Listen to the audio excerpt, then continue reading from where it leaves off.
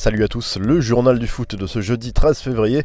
Et si Neymar déclarait forfait pour le 8e de finale de Ligue des Champions contre le Borussia Dortmund pour la première fois, et alors qu'il s'était montré optimiste jusque-là, Thomas Tuchel a émis des doutes après le carton à Dijon en Coupe de France sur la présence du Brésilien pour le match aller en Allemagne.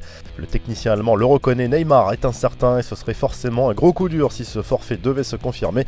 On pourrait commencer à parler de malédiction, même si la star du PSG sera visiblement prête pour le match retour, sauf nouvelle blessure d'ici là.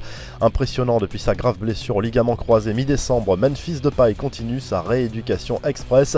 L'international néerlandais retouche désormais le ballon, comme le prouve cette séance d'entraînement assez bluffante pour un joueur dont la saison était sérieusement compromise il y a seulement quelques semaines. Le joueur de l'Olympique Lyonnais donne tout pour revenir le plus rapidement possible sur les pelouses de Ligue 1. Pep Guardiola sous pression, le manager de Manchester City a fait une confidence au sujet de son avenir. L'Espagnol a la sensation qu'il sera démis de ses fonctions en cas d'échec face au Real Madrid en 8e de finale de la Ligue des Champions.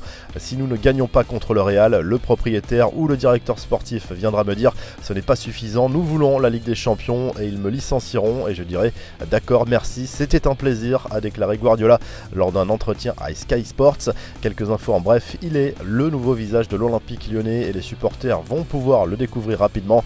La dernière recrue du club rhodanien, Bruno Guimaraes, a été présentée aux médias ce jeudi matin. Juninho mise énormément sur le Brésilien qui pourrait être dans le groupe dès ce week-end face à Strasbourg. Après la victoire de l'OL contre l'OM ce mercredi en quart de finale de la Coupe de France, Jean-Michel Aulas a tenu à souligner le travail de Rudy Garcia, l'occasion aussi et surtout pour le président lyonnais d'envoyer une petite pique à l'OM en référence au bus de l'OL, endommagé lors de la dernière visite au Vélodrome en novembre, comme ce fut le cas en mai également. On le lit tous les jours dans les médias, Marseille est une grande équipe avec une différence abyssale avec notre OL. Battre l'OM à la régulière avec des conditions d'accueil formidables, comme j'ai invité les dirigeants à déjeuner, le quart n'a pas été cassé, le VAR a fonctionné sauf en première période, a lâché avec une certaine ironie le patron de l'OL. Les joueurs de l'Olympique de Marseille, eux, ont porté un t-shirt en soutien à leurs supporters interdits de déplacement à Lyon mercredi, une semaine après avoir été empêchés de pénétrer dans le stade à Saint-Etienne. Les coéquipiers de Steve Mandanda ont donc arboré l'inscription supporters présents sur le t-shirt et qu'ils avaient enfilé par-dessus leur maillot à l'échauffement. Des nouvelles de Maurizio Pochettino, renvoyé par Tottenham en novembre, le coach argentin attend plus que jamais un nouveau défi et répète qu'il voudrait que celui-ci soit en Première Ligue. Un nouvel appel du pied qui n'a pas échappé à Manchester United qui pense à lui depuis plusieurs saisons pour le banc des Red Devils.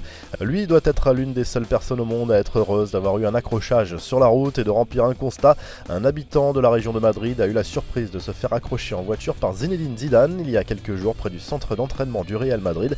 Ravi de croiser le coach français malgré les circonstances, l'automobiliste lui a demandé un petit selfie avant de repartir.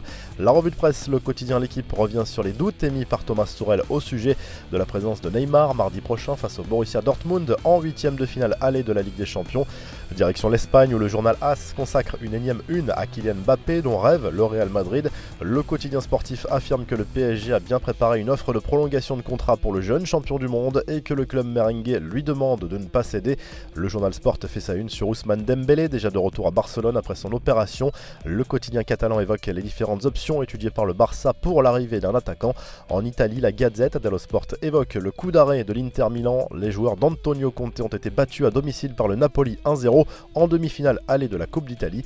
Vous retrouvez l'actu foot sur topmercato.com, l'appli Top Mercato et à très vite pour un nouveau journal du foot.